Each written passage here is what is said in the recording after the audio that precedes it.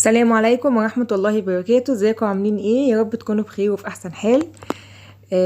عندنا النهارده وصفة حلوة جدا. هنعمل الجندوفلي بطريقة حلوة جدا الاسكندرانية بقى. يعني بصوا، في اي انواع من السمك لازم يطلعوا وصفة في منتهى الجمال. كملي معي الوصفة وان شاء الله هتعجبك. اول حاجة بس بحب اشكر اصدقائي، ربنا يخليكم ليا يا رب كده، على تفاعلكم معايا في فيديو الفسيخ. بشكركم جدا جدا جدا من قلبي.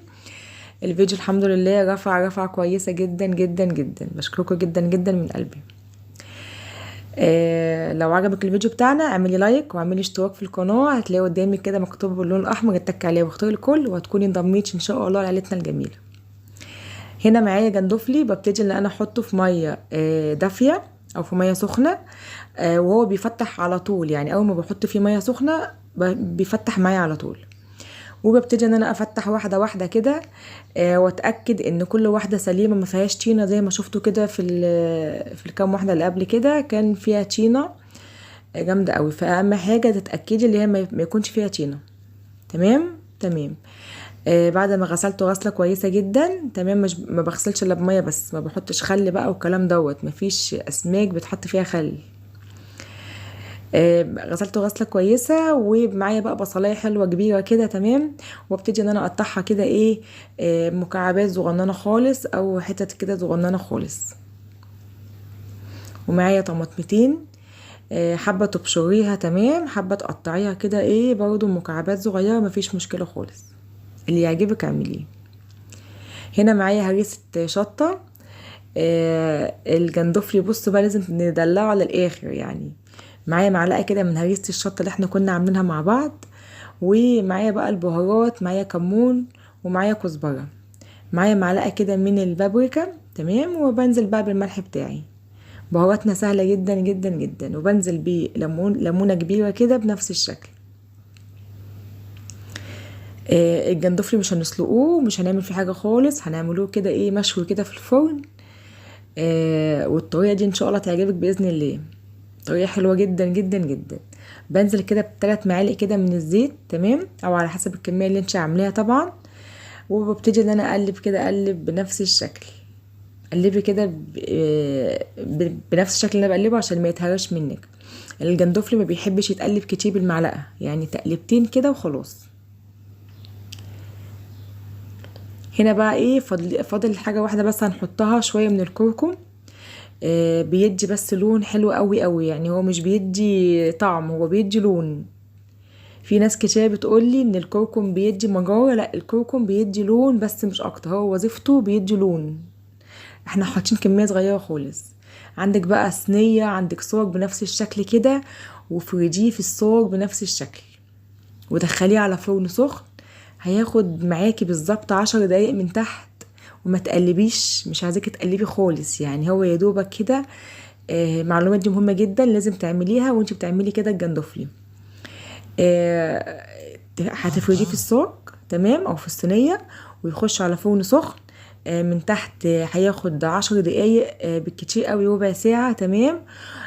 حابة تولعي عليه الشواية ولعي، مش حابة استكفي باللون بتاعه.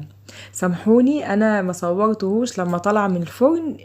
اتاخد على طول كده، كان عندنا العزومة بتاعتنا. فاتاخد على طول بصوا من غير ما يتصور، فسامحوني بجد. هو شكله كده بيطلع بنفس الشكل. بس طبعا بيكون استوى تمام. بحط له بس شويه ميه كده صغيرين بنفس الشكل، ما بحطلوش ميه كتير، اما شويه ميه صغيرين جدا. وبيخش الفرن زي ما اتفقنا. ياخد له 10 دقايق ربع ساعه بالكتير قوي من تحت. عملنا ايه جنب الجندوفلي؟ عملنا سمك البربون دوت. بصوا طعمه حكايه، لحمه في منتهى الجمال. الكيلو منه ب100 جنيه. بس بصراحه لحمه حلو جدا. حطيت عليه معلقه من الهريسه الشطه اللي احنا وريتها لكم، ومعلقه كده من الثوم المفروم. تبلته بنفس الشكل. بطنه ما بتتنضفش، بطنه بتتعمل بطريقته كده، ما بتتنضفش يعني، لان هي اصلا ما فيهوش بطن تمام. ببتدي ان انا اتبله بنفس الشكل كده، وبسيبه شويه كده لغايه ما التتبيله ايه تاكل فيه شويه كده، تاكل في ملحه شويه. هريسه الشطه فيها ملح والثوم كمان فيه ملح. بنقليه في ايه؟ بقليه في شويه من الدقيق. شويه من الدقيق، بحط الدقيق في كيسه، ما بحطوش في طبق والكلام دوت. انا متعوده بحط الدقيق في كيسه كده، بيسهل لي وبيخلي شكل السمكيه طالعه معايا متغلفه حلو قوي، يعني متغلفه بالدقيق حلو قوي. شويه من الملح وشويه من الكركم، ما كانش عندي بقى كركم كتير، حبه صغيرين جدا، انت حطي شويه كركم بزياده بيدي لون حلو جدا. هنزل بالسمكه البربون اللي عندي بنفس الشكل. بصوا بقى التغليفه بتاعتي بنفس الشكل كده، بتطلع متغلفه قوي. لو وصلتي معايا لغايه كده انزلي حالا حطي اللايك بتاعك واشتركي في القناه، وشوفي القناه بتاعتنا فيها حاجات جميله جدا جدا ان شاء الله تعجبك باذن الله. على زيت سخن بنزل بيه على طول بنفس الشكل. بصوا اهم حاجه تتاكدي ان السمكيه اللي انت جايباها مش مهريه، سمكيه طازه، عشان ما تخشش معاك الزيت وتتهرى على طول. يعني بصوا نزلت السمكيه طازه، نزلت في الزيت ما اتهرتش خالص لغايه ما طلعت وهي بصوا ما شاء الله عليها اخدت اللون من فوق ولون من تحت واستوت. بنزل عليها بشويه من الكمون وشويه من الملح وعصره كده من الليمون. وبألف هنا على اللي اكل والف هنا على اللي يجرب باذن الله ويجرب الطريقه بتاعتنا باذن الله. لو لسه متعرفيش السمكيه البربون انزلي حالا هاتيها وجربيها، طعمها في منتهى الجمال. كان عندنا عزومه كبيره، ان شاء الله اكمل لكم باقي العزومه بتاعتنا. عملنا جنب الجندوفلي وجنب سمك البربون عملنا البنجر.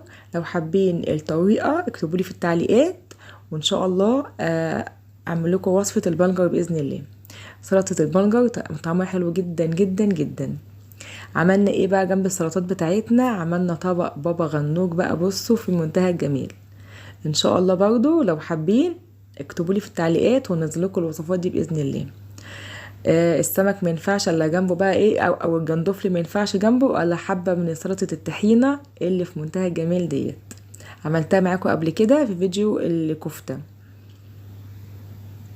خلاص كده السمك جاهز، والجندوفلي بقى طبعا زي ما قلت لكم اتاخد كده بالصاج بتاعه بحاله، يعني ما لحقش حتى يتحط في اطباق، بحاله كده اتاخد على طول.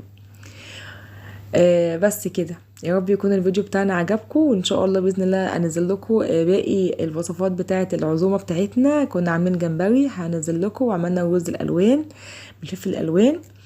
اسيبكم بقى في رعايه الله وانتظروا اللي جاي باذن الله، ومع السلامه.